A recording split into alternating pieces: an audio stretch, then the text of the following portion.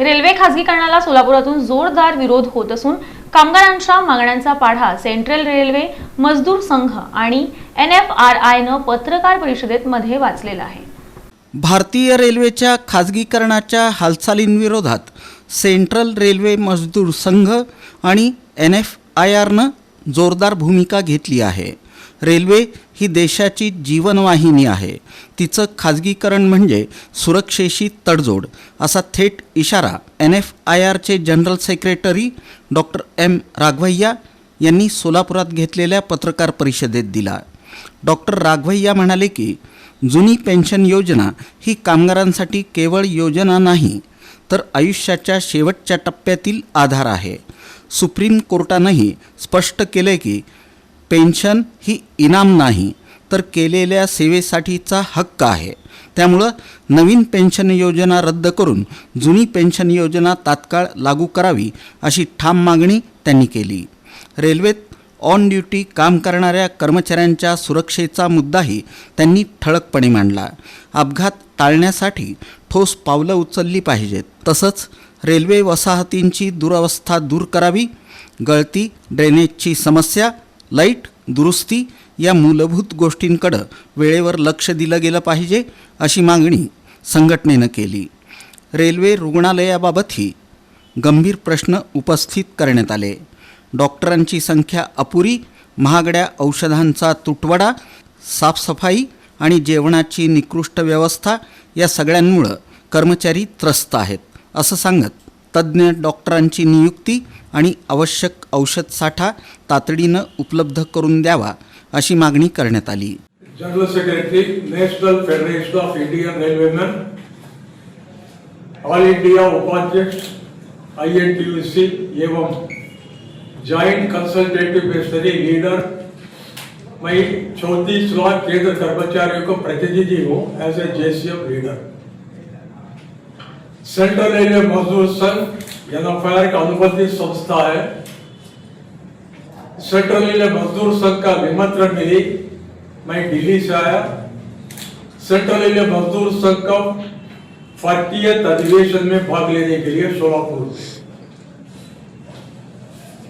Central railway मजदूर संघ zonal railway में हर कैटेगरी कर्मचारी के लिए हित काम करती रहती। यही क्रम में राष्ट्रीय स्तर पर national federation of India railway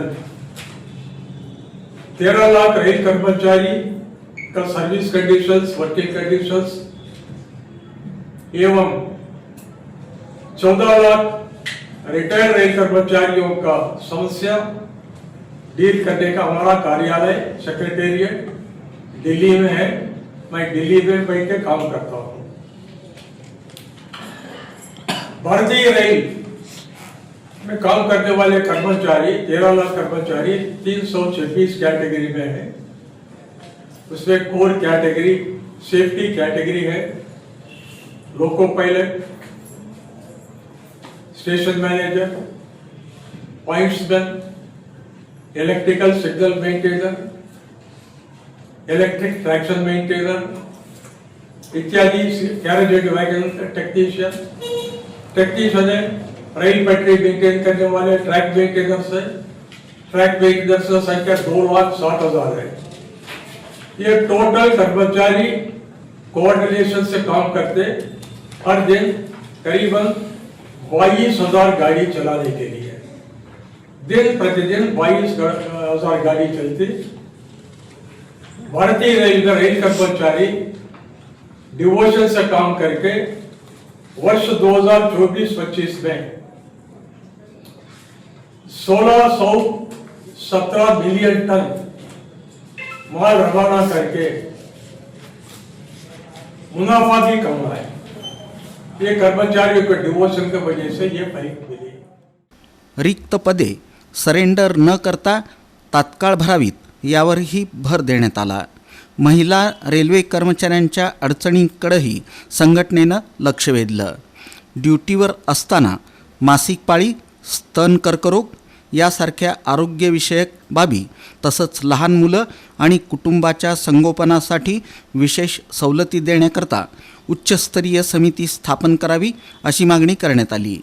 खाजगीकरणाच्या मुद्द्यावर बोलताना डॉक्टर राघवैया म्हणाले की रेल्वेच्या प्रगतीच्या नावाखाली खाजगीकरणाचा घाट घातला जातोय, पण त्यामुळं सुरक्षेवर आणि रोजगारावर प्रश्नचिन्ह उभं राहतं. खाजगीकरण थांबवून तरुणांना मोठ्या प्रमाणात रोजगार उपलब्ध करून द्यावा अशी त्यांची भूमिका होती. इंटर डिव्हिजन आणि इंटर रेल्वे बदली प्रक्रियेत विलंब होतोय. कर्मचाऱ्यांना वेळेवर रिलीव्ह केलं जात नाही. यावर ठोस निर्णय घेऊन बदली प्रक्रिया सुलभ करावी अशी मागणीही यावेळी करण्यात आली. तसंच कर्मचाऱ्यांच्या आईवडिलांना मेडिकल आणि पास सुविधा द्याव्यात अशीही अपेक्षा व्यक्त करण्यात आली. कोविड काळात रेल्वे कर्मचारी जीव धोक्यात घालून 24 तास सेवा देत होते. त्या काळातील जानेवारी 2018 ते 2021 पर्यंतच्या 18 महिन्यांचा DA एरियर्स तातडीनं द्यावा अशी मागणी संघटनेनं केली. यासोबतच 8वा वेतन आयोग जानेवारी 2026 पासून लागू करून त्याची कार्यवाही तातडीनं सुरू करावी असंही सांगण्यात आलं.